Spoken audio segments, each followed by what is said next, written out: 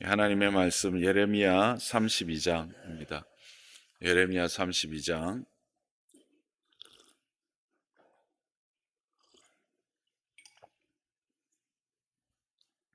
1절에서 15절 말씀입니다.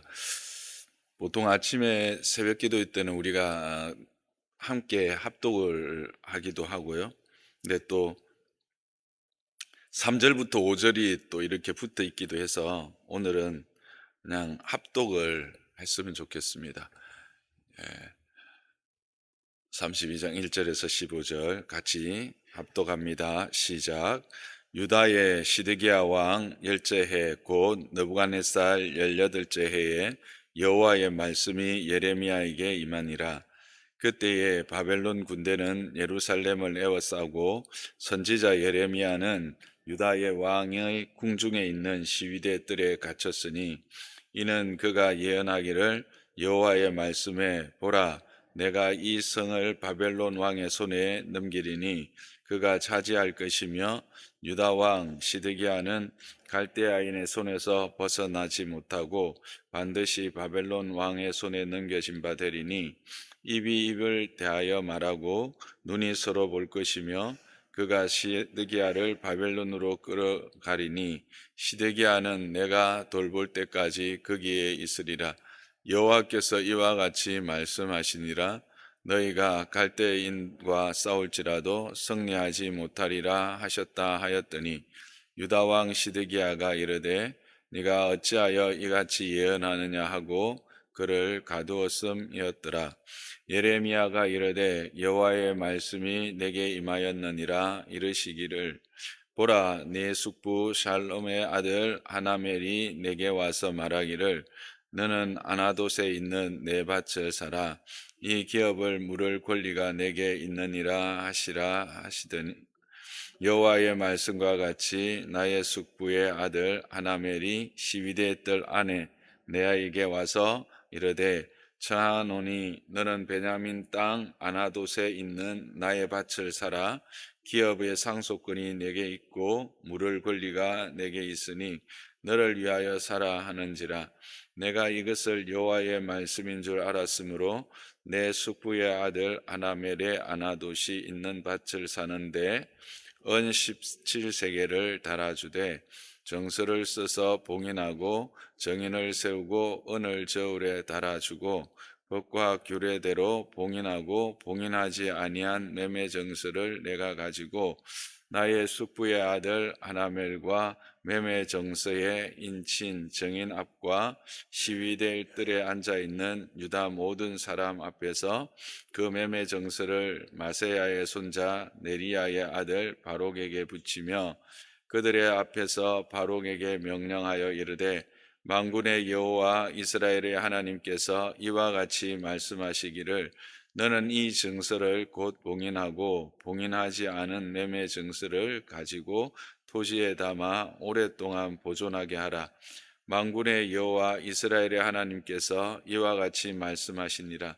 사람이 이 땅에서 집과 밭과 포도원을 다시 사게 되리라 하셨다 하니라. 아멘. 15절까지 말씀인데 오늘 실제로 나누고자 하는 말씀은 이 32장 전체의 말씀을 가지고 좀 나눠보려고 합니다. 오늘 이제 1절에서 이 이스라엘이 또 예레미야가 직면한 현실들을 우리가 보게 됩니다. 시드기야 왕 10년이라고 했는데 그때는 587년 BC 587년입니다. 좀 이제 구약을 아시는 분들은 남유다가 586년에 멸망했다는 걸 아실 거예요. 그리고 시드기야 왕이 마지막 왕인 것도 아실 겁니다. 그래서 시드기야 왕 10년은 예루살렘이 함락되기 직전입니다. 이후에 잠시 포위망이 풀리지만 결국 바벨론에 의해서 예루살렘이 함락되고 이스라엘의 역사는 단절됩니다. 그게 586년이지요. 그런 시기다라고 하는 것이 1절입니다. 근데 그런 시기에 예레미야 개인은 또 어떤 형편에 있느냐 보면 2절에 궁정 뜰에 연금되어져 있는 상태입니다. 그리고 3절에서 5절은 그가 왜 그 가택 연금이 궁정뜰에 갇혀 있는지, 연금되어져 있는지 이유를 들려주고 있습니다. 한마디로 말하면 하나님의 말씀을 바로 선포했기 때문입니다. 이 하나님의 말씀이 시드기야가 바벨론 즉 갈대아인의 손에서 넘겨지고 갈대아인의 손으로 넘겨지고 결코 풀려나지 못하고 그렇게 이스라엘은 역사가 종결될 것이다 라고 하는 것이죠. 그렇게 말하니까 이 시드기야로부터 미움을 당연히 샀겠죠. 그래서 지금 궁정뜰에 갇혀 있는 것입니다. 그런데 그곳에서 이제 하나님의 또 음성이 들리는 게 6절에서 15절 말씀입니다. 이제 간추리면 이제 밭을 주고 네, 돈을 주고 밭을 사라는 겁니다. 밭을 사는데 그 문서를 작성하고 보관하라는 겁니다. 근데 여러분 이해가 되십니까? 예레미야도 이해를 못한 겁니다. 지금 시드기야에게 주신 말씀, 이스라엘에게 주신 말씀은 뭡니까?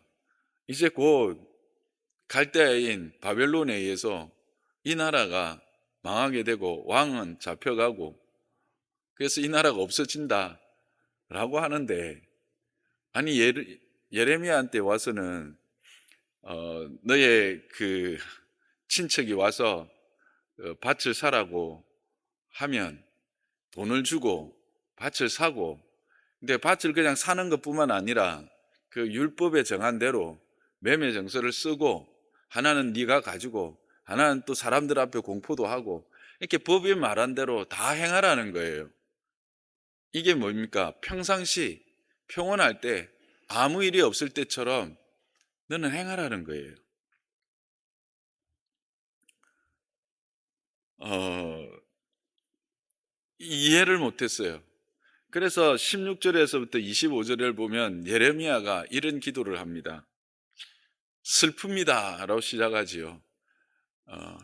너무 이 하나님의 말씀이 이해되지 않아서 슬프다라는 거예요. 무슨 말인지 몰라서 답답하다라는 거예요. 갑갑하다는 거예요. 하나님이 어떤 분인지 내가 알겠다는 거예요. 하나님은 창조주이시고 책략도 크시고 일에 능하시고 하실 수 없는 일들이 없으신 분인 줄 내가 잘 안다는 거죠. 그 증거가 뭐냐면 이제 출애굽과 또 가나안 정복의 모든 과정이 그 하나님의 창조주 되심과 그 하나님의 크심과 일에 능하심의 분명한 증거다라는 거죠. 그러나 지금 우리는 범죄함으로 인해서 망하게 됐고 갈대아인의 손에 넘어가는데 내가 지금 밭을 사는 일이 무슨 의미가 있습니까? 그렇게 이야기하는 겁니다. 우리는 믿음의 걸음을 가다 보면 내가 하나님 말씀 앞에 서고 하나님 말씀이 내게 임하셨을 때 그 하나님 말씀과 현실이 너무 동떨어져 있고 그 하나님의 말씀을 내가 받기에는 이 현실이 너무 어둡고 뭐 내 개인적으로 보거나 사회적으로 보더라도 그 말씀이 전혀 그 의미가 없는 것 같고 그것이 무슨 의미인지 깨달지도 못하는 그런 시간을 맞이하기도 합니다. 그럴 때가 있는 거죠. 지금 예레미야가 그런 겁니다. 그때 하나님의 말씀이 다시 임하죠. 그게 26절부터 35절의 말씀인데 간추리면 이렇습니다. 그래 나는 할 수 없는 일이 없다. 나는 내가 할 수 없는 일이 있겠느냐? 불가능한 일이 없다. 근데 너희가 행한 행위를 보고 의로움의 주인인 내가 어찌 넘어갈 수 있겠느냐. 그러나 중요한 것은 뭐예요? 비록 너희가 죄악으로 말미암아 바벨론의 포로가 되겠지만 내가 너희를 돌아오게 하며 안전하게 살 것이다 라고 하는 하나님의 공의, 여러분이 공의도 사랑인 것을 여러분 믿으시지요? 하나님의 공의도 사랑입니다. 여러분의 자녀에게 훈계하고 자녀에게 때로는 매를 드는 이유가 뭡니까? 사랑하기 때문이 아닙니까? 공의가 없는 것은 참 사랑이 아닙니다. 세상은 이야기합니다. 하나님이 계시다면 어떻게 이런 일들이라고 하지만 그 내면에 하나님의 공의가 있는 것입니다. 우리가 알지 못하는 내민하신 모든 것에서 분명하신 하나님의 일하심이 있는 거죠. 하나님의 공의는 사랑의 한 표현이다라고 하는 사실을 오늘 본문이 분명히 이야기해 주고 있는 겁니다. 그게 이제 36절에서 이제 또 44절까지의 내용입니다. 그래서 42절 같은 경우에는 이렇게 보고 말하고 있습니다. 여러분 성경을 좀 가지고 보기를 원합니다. 내가 이 백성에게 이 큰 재앙을 내린 것 같이 허락한 모든 복을 그들에게 내리리라. 그래서 항폐하여 사람이나 짐승이 없으며 갈대인의 손에 넘긴 바 되었다 하는 이 땅에서 사람들이 밭을 사되 베냐민의 땅과 예루살렘의 사방과 유다 성읍들과 산지의 성읍들과 저지대의 성읍들과 네겝의 성읍들에 있는 밭을 은으로 사고 정서를 기록하여 봉인하고 정인을 세울 것이고 이것은 내가 그들의 포로로 돌아오게 할 것을 말씀하고 있는 그것에 대한 증거다라고 이야기하는 겁니다. 하나님의 일하심이 이해되지 않더라도 우리가 분명히 알아야 되는 것들이 있는 거죠. 이 본문이 우리에게 말하고자 하는 것이 무엇인가 하는 것들을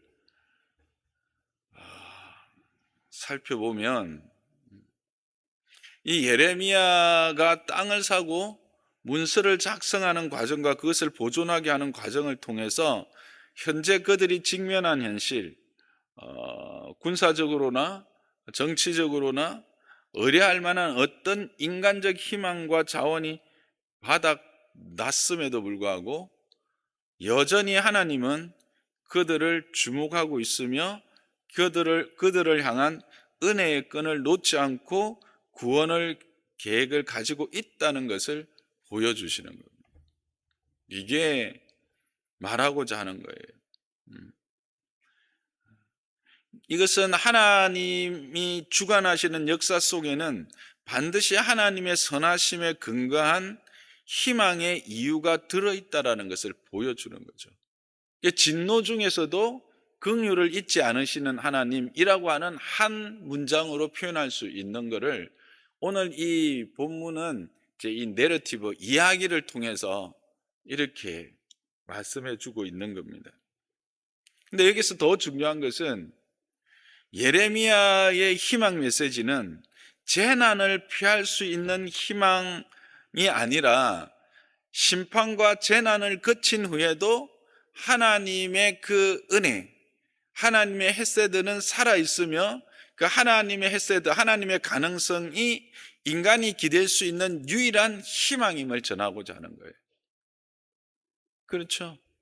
우리는 어떤 힘든 상황, 어떤 어려운 상황들이 있으면 또 내가 감당할 수 없는 것 같은 일들을 직면하면 그것을 어떻게 회피하거나 그것을 피해서 그 시간들을 모면하고 지나가기를 원해요. 근데 하나님은 그렇게 하시지 않는다는 거죠. 직면하게 하십니다. 하나님은 그 상황을 우리에게 직면하게 하시고 그것을 통해서 더 큰 하나님의 은혜, 더 큰 하나님의 일하심을 경험하게 하세요. 그러니까 어떠한 재난이나 어떠한 환경이 우리 앞에 닥친다고 해도 하나님의 헤세드, 또 하나님의 가능성은 사라져 있지 않는다라는 거예요. 그러니까 이 말은 세상보다 더 크다라는 말로 우리가 또 표현할 수 있어요. 그러니까 하나님은 세상보다 더 크다. 우리가 자주 하는 말로. 그리고 그 가능성, 그 하나님의 헤세드가 인간이 기댈 수 있는 유일한 희망이다라고 하는 것 또한 이야기하고 계시는 겁니다. 나라도 망하고 왕도 포로로 잡혀가고 백성도 다 포로로 잡혀가는데 무슨 땅을 사서 뭐 어쩌겠다는 겁니까? 우리는 그렇게 이야기할 수 있다라는 거예요. 근데 하나님은 그게 아니다라는 거죠. 그 모든 과정을 직면하고 난 이후에 하나님은 여전히 하나님으로서 그 계획들을 이루어 가신다. 이 큰 역사 안에서 일하시는 하나님을 봐야 되는 거죠. 그래서 다시 한번 이스라엘이 행복하고 평화로우며 안전이 보장되는 정상적인 삶을 회복하는 것은 하나님의 백성을 향한 하나님의 분명한 계획이다라고 하는 걸 이야기하는 거예요. 똑같이 밭을 돈을 주고 사고 율법에 따라서 그것을 사람들에게 공포하고 또 그것을 통해서 다음 삶을 준비하는 것들, 그것은 그 백성을 향한 하나님의 분명한 계획이다라고 하는 거예요. 단지 눈앞에 닥쳐 있는 이 위협, 압도해 오는 심판을 면함으로 주어지는 것이 아니다라는 거예요. 하나님의 희망은 그렇게 주어지는 것이 아니라 그 심판을 통과하고 넘어선 이후에 위력을 발휘하는 것, 그런 것이죠. 그래서 현재의 깊은 공포와 고통은 미래에 대한 진정한 믿음과 용기를 갖는 것을 힘들게 합니다. 대부분의 사람들이 그렇습니다. 눈앞에 있는 그 공포들, 고통들, 그 고통 앞에서 어떻게 미래에 대한 진정한 믿음과 용기를 가질 수 있겠어요? 근데 그걸 가지게 하는 이가 하나님이시고 그거를 누리는 사람들이 믿음의 사람들이라는 거예요. 지금 그거를 말씀하고 계시는 거죠.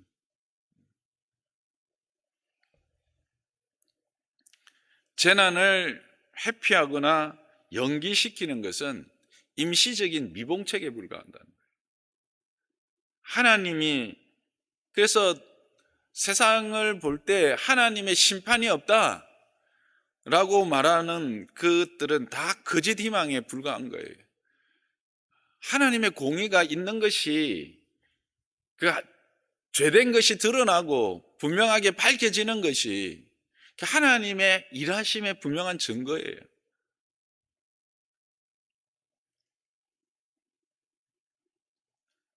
그런 거짓 희망들은 오히려 이후에 더 큰 좌절과 고통을 준다라는 것입니다.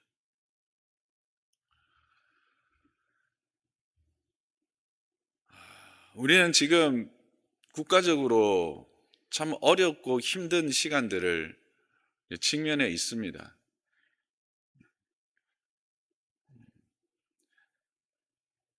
이 시간들 앞에서 우리는 어떤 자세를 가져야 될까? 2025년을 시작하면서 우리는 어떤 기도를 해야 될까? 생각하면서 이 예레미야 말씀이 생각난 겁니다.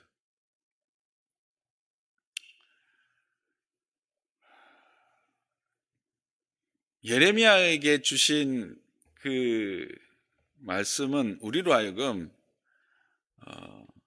하나님이 어떤 분이신지를 분명히 보여줘요. 하나님은 드러내세요. 직면하게 하세요. 이런 순교자들, 선교사님들과 순교자들의 피 위에 세워지고 기도로 시작된 이 나라가 이런 우상과 주술들이 판치는 나라가 되는 것을 하나님이 눈 감고 계셨겠습니까? 그게 계셨다면 그게 하나님이십니까? 저는 그렇게 생각지 않습니다. 나는 하나님의 일하심이라고 분명히 생각합니다. 그렇다고 제가 진영 논리를 이야기하는 것은 아닙니다. 하나님은 거짓말쟁이를 제일 싫어하십니다. 거짓말은 사단이 행하는 일이기 때문에 그렇습니다. 사람을 보지 마십시오. 하나님의 일하심을 보십시오.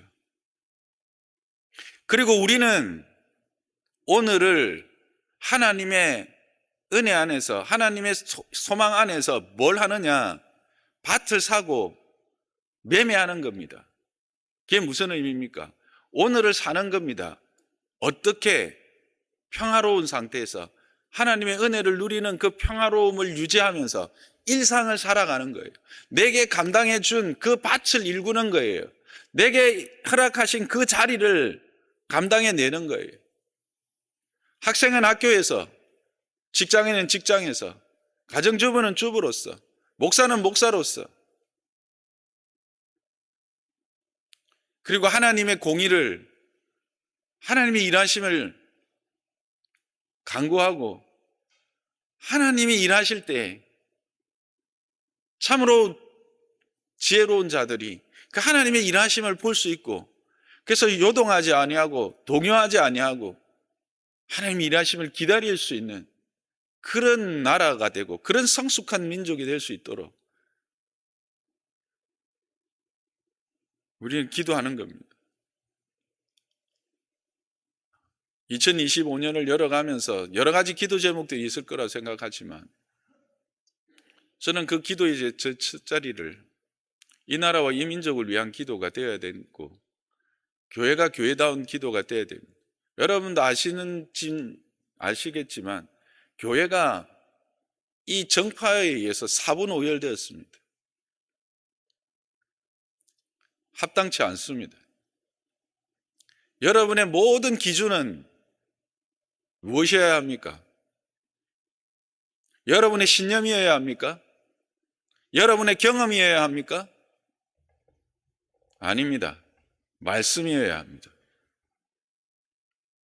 늘 말씀으로 여러분이 갖다 대 거기에다 적용해 보아야 합니다.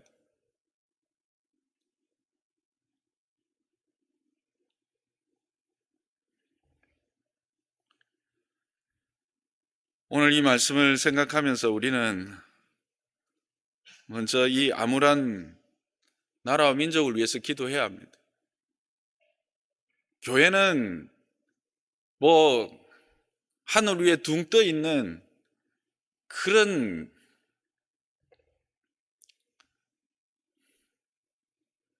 곳이 아닙니다. 현실에 발을 딛고 살아가야 합니다. 하나님은 우리를 하늘의 소금이다, 하늘의 빛이다 말하지 않습니다. 너희는 산속의 소금이다, 산속의 빛이다 말하지 않습니다. 너희는 세상 속의 소금이고 세상 속의 빛이다라고 합니다.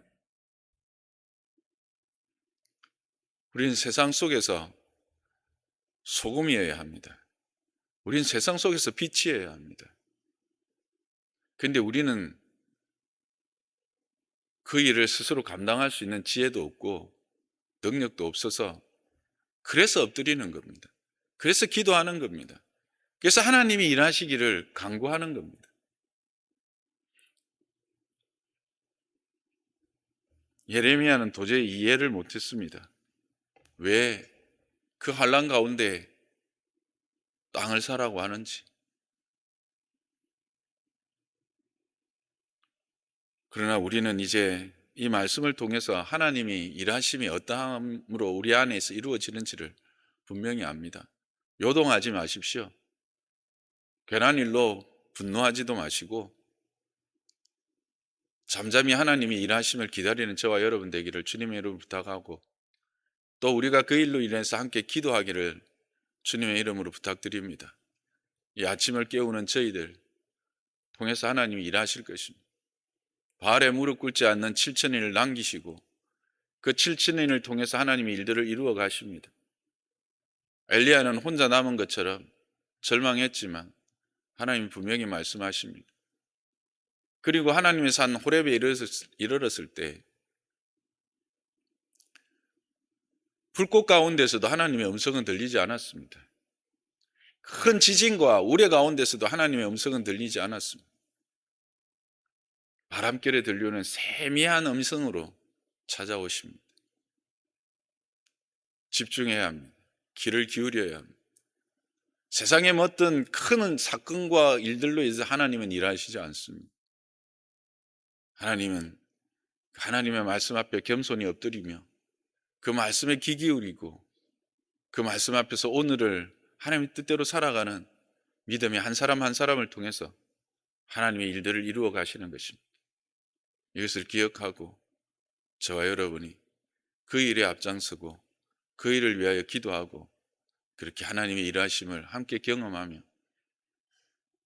하나님의 그 능력을 함께 확인하는, 그래서 그때 더 큰 찬양과 영광으로 하나님께 올려드리는 저와 여러분 되시기를 주님의 이름으로 부탁합니다.